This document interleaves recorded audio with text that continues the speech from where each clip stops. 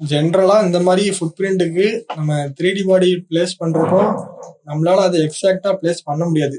So இந்த மாதிரி வைக்கிறப்போ கொஞ்சம் கொஞ்சம் மிஸ்மேட்ச் ஆகும். பார்த்தீங்கன்னா ஒரு சைடில் பேட் ரொம்ப இருக்கு, ஒரு சைடில் இல்லை.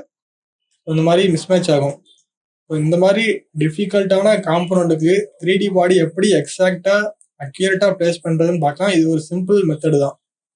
ஸோ அதுக்கு ஃபர்ஸ்ட் என்ன செய்யணும்னா, இந்த ஃபுட் பிரிண்டோடைய ஆரிஜின் பாயிண்ட் சென்டர்ல தான் இருக்கா அப்படின்னு நம்ம ஃபர்ஸ்ட் பார்த்துக்கணும். ஸோ இதுக்கு எடிட்ல செட் ரெஃபரன்ஸ் சென்டர், ஸோ இது ஃபர்ஸ்ட் வச்சிடணும். நெக்ஸ்ட் இந்த 3D பாடியோடைய லென்த் வித்தை வந்து மெஷர் பண்ணணும். ஸோ அதுக்கு எப்பவுமே கிரிட் ஆஃப் பண்ணிக்கோங்க. கிரிட் ஆஃப் பண்ணிட்டு ஸ்னாப்பிங் ஃபுல்லா ஆன் பண்ணிக்கோங்க. அப்புறம் ஸ்னாப்பிங்ல 3D பாடி ஸ்னாப் பாயிண்ட்ஸ் இது ஆன்ல இருக்கணும்.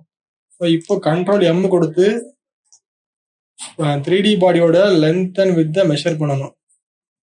So length 22 mm, with also 22 mm.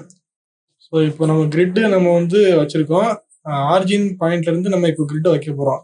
எவ்வளோன்னா இந்த லென்த்துக்கும் வித்துக்கும் பாதி பாதி, 22ல பாதி 11 mm.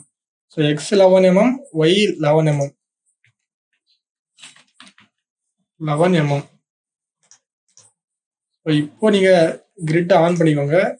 3D பாடியை மட்டும் செலக்ட் பண்ணி இந்த மாதிரி ஒரு வாட்டி மூவ் பண்ணிட்டு அகைன் வச்சிங்கன்னா கரெக்டா அதுல ஸ்னாப் ஆயிரும் 3D பாடி.